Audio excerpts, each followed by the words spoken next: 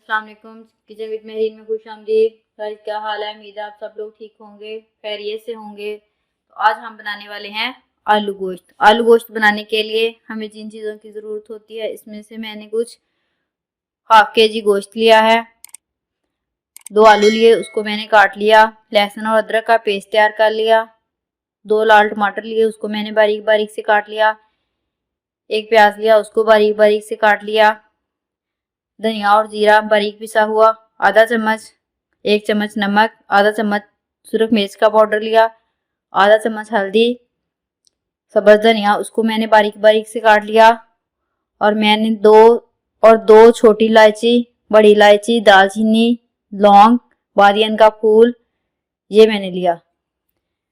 चलिए आप रेसिपी की तरफ चलते हैं और बनाना स्टार्ट करते हैं। बिस्मिल्लाहिर्रहमानिर्रहीम। सबसे पहले हम 1-1.5 चम्मच ऑयल डालेंगे। तो ऑयल हमारा गर्म हो चुका है, अब इसमें प्याज डाल देंगे।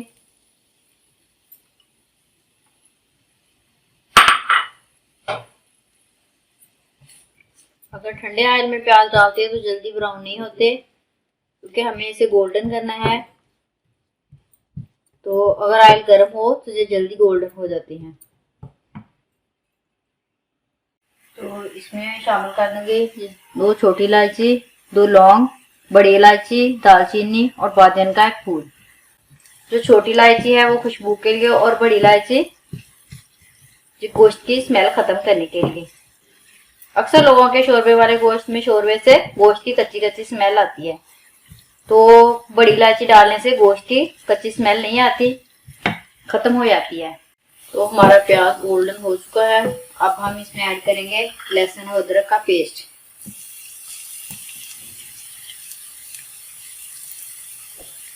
इसे मिक्स करेंगे। इसमें हम थोड़ा सा पानी ऐड करेंगे। इसे 3-4 मिनट तक भूनेंगे ताकि इसकी कच्ची स्मेल दूर हो जाए। तो अब हम इसमें ऐड करेंगे ये गोश्त, जिसको मैंने अच्छी तरह से साफ करके धो लिया था। अब ये डाल देंगे।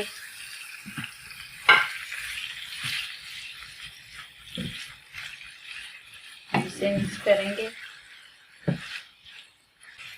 अब 6-7 मिनट तक इसको अच्छी तरह से भुनेंगे।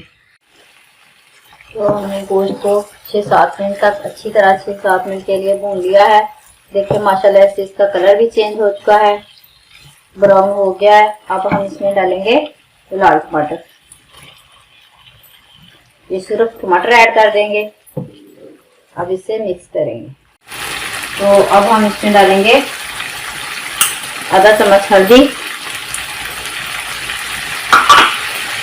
1 चम्मच नमक,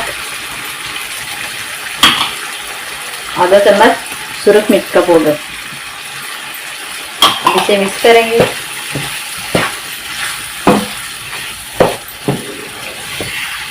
और 2-3 मिनट के लिए सिर्फ इसकी बुनाई करेंगे।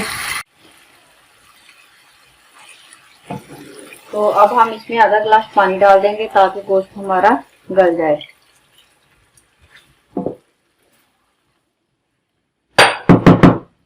इसके ऊपर ढक्कन लगा देंगे और 4-5 मिनट के लिए इसे छोड़ देंगे।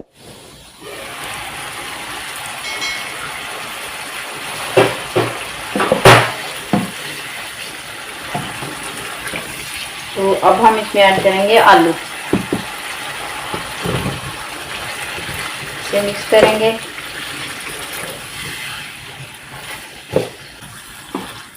अब 4-5 मिनट के लिए इसकी अच्छी तरह से बुनाई करेंगे। तो आलू हमारे भून चुके हैं। हमने 4-5 मिनट तक आलूओं को भून लिया है। ये देखिए, मसाला चेक करें कितनी अच्छी तरह से टमाटर और प्याज में घुल चुके हैं, बिल्कुल भी नजर नहीं आ रहे। माशाल्लाह से कितनी अच्छी तरह घुल चुके हैं। तो अब हम इसमें डालेंगे 2 गिलास पानी।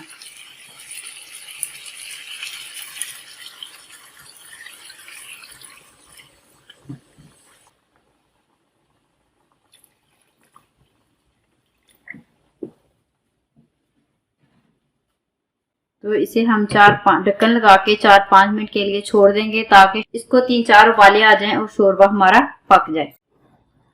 तो हमारा शोरबा माशाल्लाह से रेडी हो चुका है।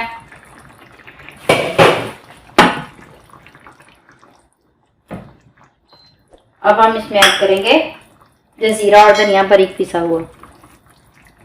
इसे मिक्स कर देंगे। अब इसमें शामिल करेंगे सब्ज़ धनिया बारीक काटा हुआ।